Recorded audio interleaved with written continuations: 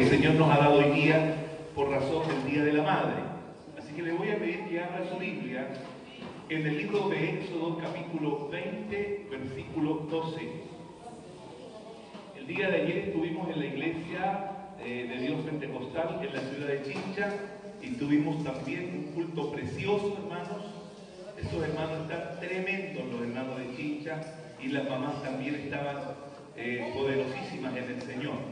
Bien, si encontró el texto bíblico, lo vamos a poner de pie y daremos lectura a Éxodo capítulo 20, versículo 12, en el nombre del Padre,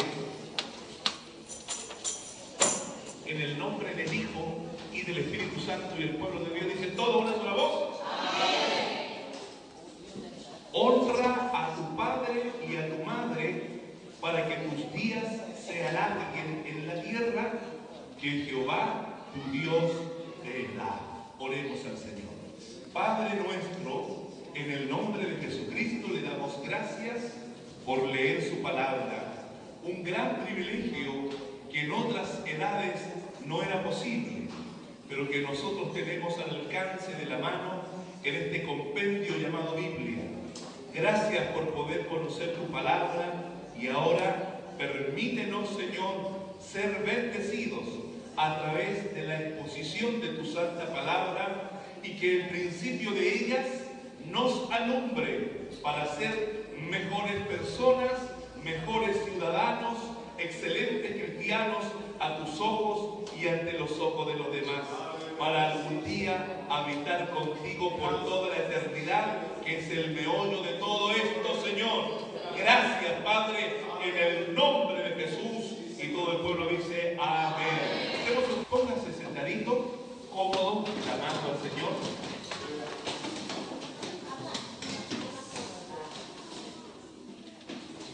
Quiero que visualice esto, que se ponga esto en la cabecita.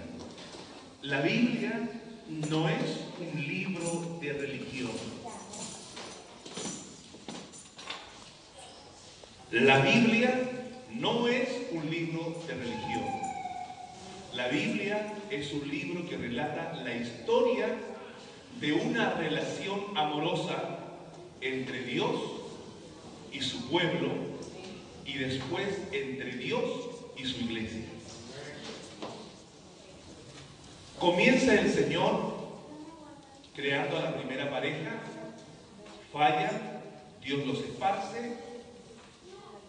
En medio del enojo Dios le da la promesa de un Salvador que heriría en la cabeza a la serpiente. Esto comienza a proliferar, se multiplican las gentes y en la lejanía Dios, tratando de dispensar, de perdonar al ser humano en diversas épocas de la historia, procura no hacerlo hallando gracia en Noé, pero la gracia que encontró en un hombre era muy poca comparada con el pecado que había, algo parecido a lo que pasó en Sodoma y Gomorra cuando Abraham intercedía por esa ciudad pecaminosa. Tal es así que en la historia de la humanidad Dios se ve obligado por el pecado de la humanidad a juzgar a la humanidad y, como fue en el caso del diluvio, a exterminarla, a raerla, sacarla de raíz. Pero de ahí Dios hace un pacto con Noé que no va a destruir más al hombre y no lo va a inundar en agua. Y comienza el Señor ahora, después de esos dos fallidos intentos de tener comunión con su creación, comienza a forjarse la idea de hacerse para sí un pueblo. Y Él busca y encuentra a un pagano, a un idólatra llamado Abraham. Él era caldeo, vivía en la ciudad de Ur, y como tal, este hombre debió haber sido un idólatra, pero por alguna razón, él tenía un concepto distante, pero tenía un concepto del Dios de los cielos. Probablemente fue la transmisión verbal, la transmisión que hacían los ancianos, que llegó hasta Ur, y este Abraham puso oído y atesoró en su corazón a Jehová, pero no dejaba de ser un gentil, un pagano. Y Dios lo toma se manifiesta Dios a Abraham y le da un llamado de fe y lo saca de su familia y lo lleva a una nueva tierra con todos los pormenores y las equivocaciones de este hombre, y Dios lo lleva a una tierra donde Dios habría de bendecirlo, y ahí a través de él Dios forja a su hijo Isaac. Isaac da a luz a Jacob, Jacob a los 12 patriarcas. Entre ellos uno es enviado por Dios de una forma muy especial a Egipto, y en Egipto crecen y se multiplican los hebreos, porque en medio de la hambruna José encuentra a sus hermanos, y entonces los descendientes de Jacob van a Egipto y crecen y se establecen como una nación de mucho peligro para Faraón. Usted lo sabe, ¿verdad que sí? ¿Puede decir amén a eso?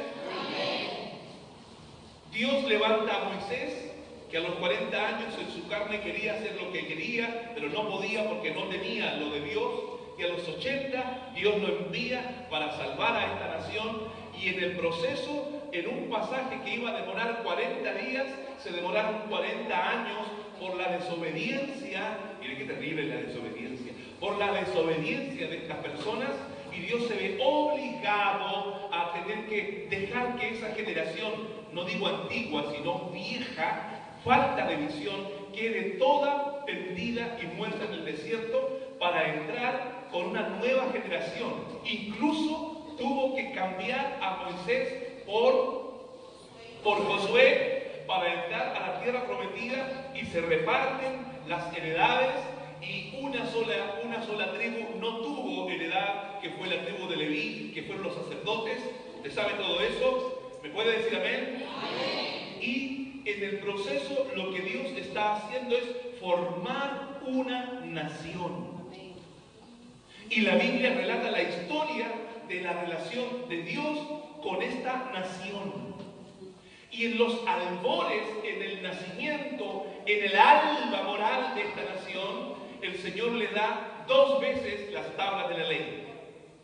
La primera vez Moisés, al ver a su pueblo que estaba totalmente desenfrenado en el pecado, él se exaspera y quebró las tablas de la ley, y Dios tuvo que hacerle una copia en el cielo, escrita con su dedo. Bendito sea el nombre del Señor. Y en este decálogo, que son los 10 mandamientos, por cierto, Dios comenzó a ampliar estas leyes, que insisto, no son precisamente de religión, son de relación entre Dios y su pueblo, y le da normas morales, leyes humanitarias, leyes sanitarias, les da leyes de todo tipo, y en el proceso de moralizar a su nación, porque yo quiero que usted me escuche.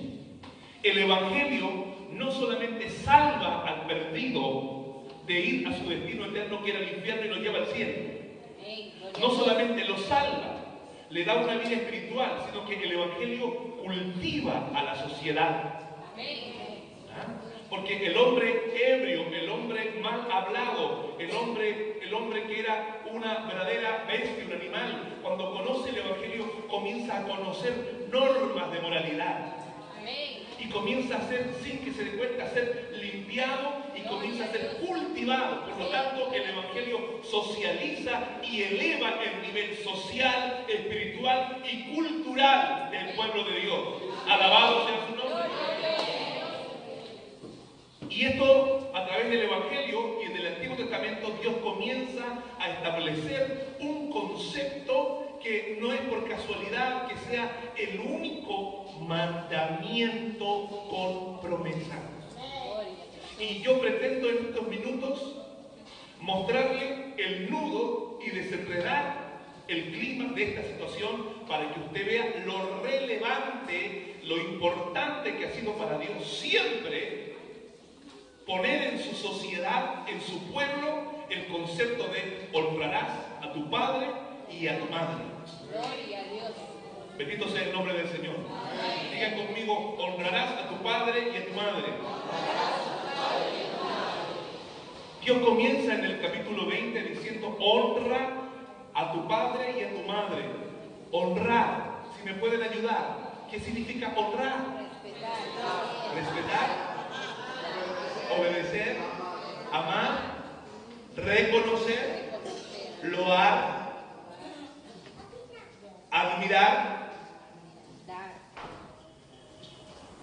Eso significa y mucho más. Y dice, para que tus días se alarguen en la tierra que Jehová tu Dios te da.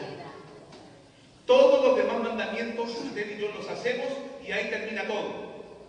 Pero el mandamiento de honrar, respetar, obedecer, loar, reconocer y todo lo que venga a tu madre y a tu padre tiene una promesa. Si lo haces, te irá, serás de larga vida sobre la tierra.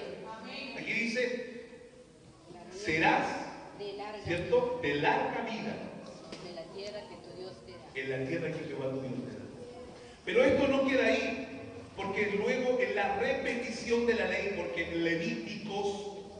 porque Deuteronomio significa la repetición de la ley. El pueblo de Israel recibe esta ley cuando va de viaje hacia la tierra prometida. Pero cuando ya se establecen en la tierra prometida, ya las nuevas generaciones desconocían la experiencia que habían tenido los antiguos con Jehová, con Dios, respecto de cómo Dios había dado esta ley. Así que Dios hace todo un recuento y comienza